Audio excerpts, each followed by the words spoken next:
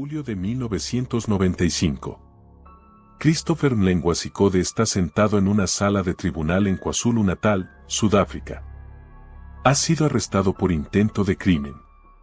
El juez revisa los cargos, escucha los argumentos de los abogados y toma una decisión que marcará la historia criminal de Sudáfrica por razones devastadoras. Sikode será liberado bajo fianza. Podrá esperar su juicio en libertad. Podrá regresar a su casa, caminar por las calles de Donnybrook, visitar a sus conocidos. Las puertas del tribunal se abren.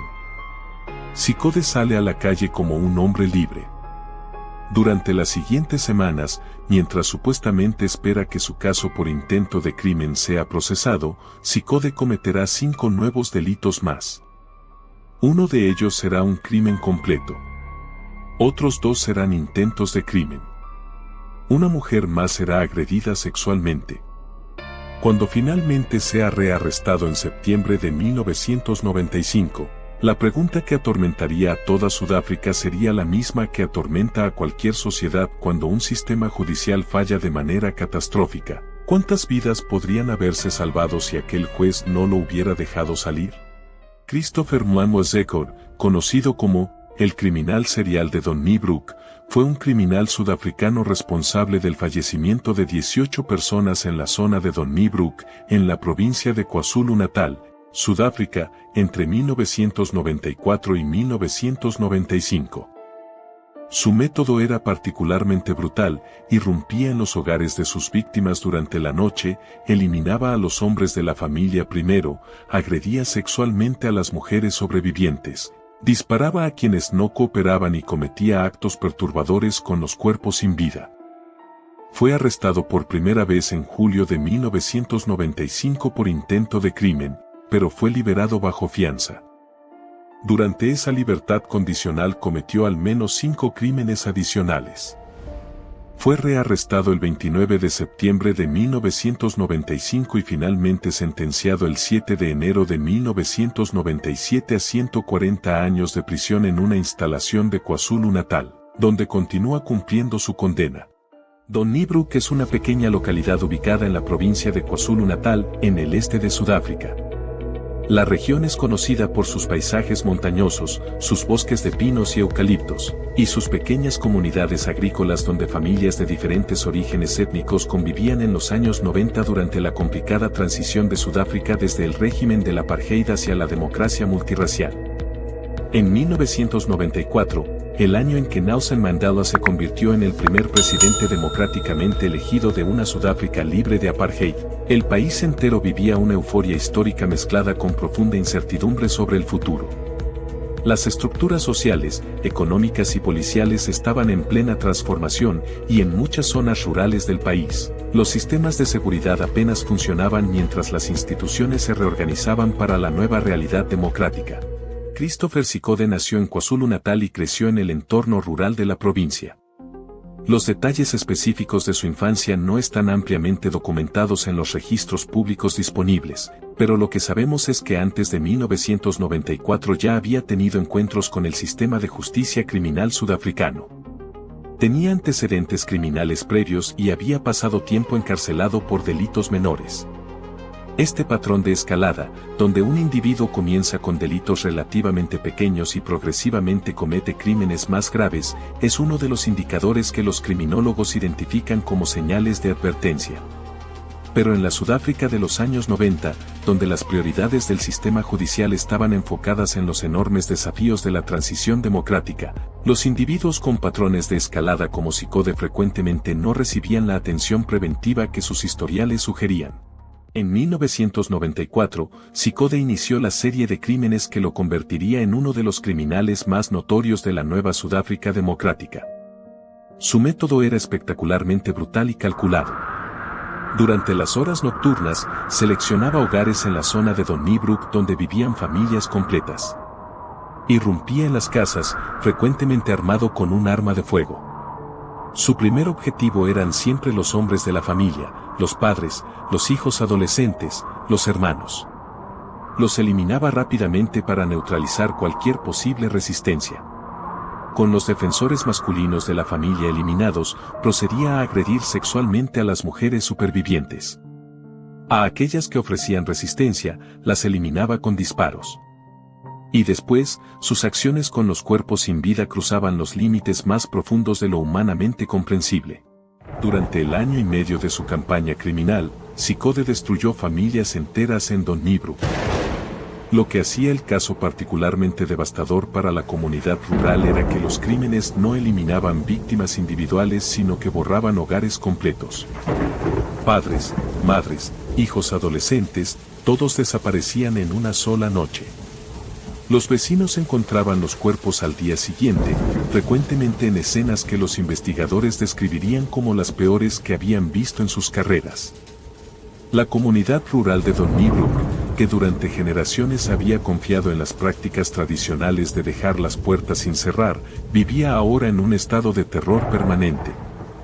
Las familias comenzaban a cerrar todas sus ventanas al anochecer, a dormir armados cuando era posible, y a evitar estar solas en sus hogares durante las horas de oscuridad.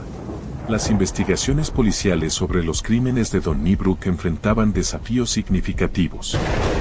La policía sudafricana en 1994 y 1995 estaba en pleno proceso de transformación tras el fin del apartheid, integrando oficiales de diferentes orígenes étnicos y reconstruyendo su legitimidad ante comunidades que durante décadas habían visto a la policía como una fuerza de opresión racial. Los recursos forenses eran limitados, particularmente en las zonas rurales de KwaZulu-Natal. Las comunicaciones entre departamentos policiales eran deficientes. Y la magnitud misma de la violencia criminal que afectaba a la Sudáfrica post-apartheid, que incluía niveles alarmantes de criminalidad organizada, conflictos políticos residuales y violencia doméstica, saturaba los recursos limitados de las fuerzas del orden. A pesar de todos los obstáculos, la policía sudafricana logró finalmente identificar a Christopher Zekhor como sospechoso principal de algunos de los crímenes que habían ocurrido en Donnybrook. En julio de 1995, fue arrestado formalmente por intento de crimen. El caso parecía encaminarse hacia una resolución.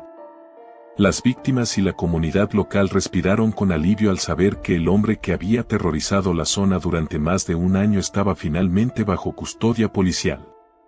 Pero lo que sucedió a continuación se convertiría en uno de los fracasos judiciales más discutidos en la historia del sistema legal sudafricano post-apartheid. En una audiencia preliminar, el tribunal determinó que Ciccone podría ser liberado bajo fianza mientras esperaba el procesamiento completo de su caso por intento de crimen. Esta decisión fue tomada en el marco de las prácticas judiciales sudafricanas del momento, que privilegiaban la presunción de inocencia y el derecho de los acusados a esperar sus juicios en libertad cuando era legalmente posible. Pero en el caso de Ciccone, esta decisión sería catastrófica.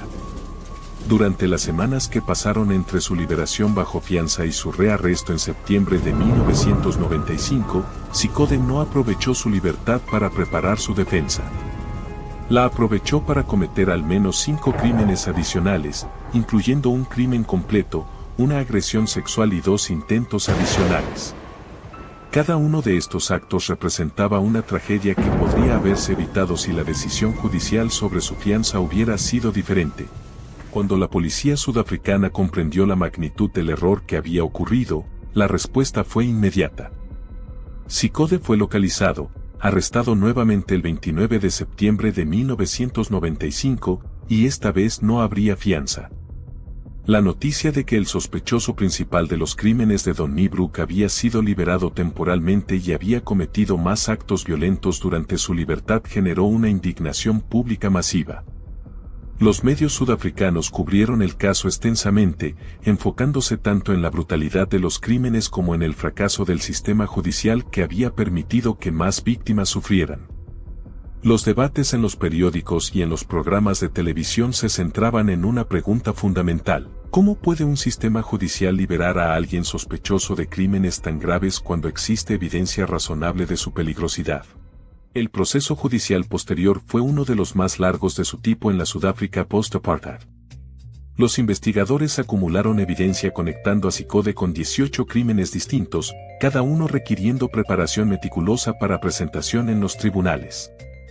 Las familias sobrevivientes de las víctimas tuvieron que participar en audiencias múltiples, reviviendo los peores momentos de sus vidas ante el hombre que había destruido sus hogares. El juicio se extendió durante más de un año, con testimonios devastadores, evidencia forense compleja y argumentos legales que exploraban todos los aspectos de los crímenes. CICODE enfrentaba la posibilidad de recibir una sentencia que reflejara la magnitud de lo que había hecho bajo el sistema penal sudafricano moderno. El 7 de enero de 1997, el tribunal sudafricano pronunció su veredicto. Christopher Mlengwa CICODE fue declarado culpable de los 18 crímenes que se le imputaban. La sentencia fue excepcional en su magnitud, 140 años de prisión. Esta cifra, que representaba efectivamente cadena perpetua múltiple dado que CICODE obviamente no viviría tanto tiempo, reflejaba la decisión del tribunal de imponer una condena simbólica proporcional a la magnitud del horror que había infligido en Donnybrook. No habría posibilidad real de libertad condicional. No habría negociaciones futuras para reducir la sentencia. CICODE pasaría el resto de su vida natural en una prisión sudafricana, aislado permanentemente de la sociedad a la que había hecho tanto daño. El caso de CICODE tuvo consecuencias profundas en el sistema judicial sudafricano. Los debates sobre las prácticas de fianza se intensificaron a nivel nacional y eventualmente se introdujeron reformas que hicieron más difícil la liberación bajo fianza de sospechosos acusados de crímenes violentos graves. El criterio de peligrosidad del sospechoso se convirtió en un factor más prominente en las decisiones de fianza, y los jueces recibieron nuevas directrices sobre cómo evaluar el riesgo que un acusado representaba para la comunidad si era liberado.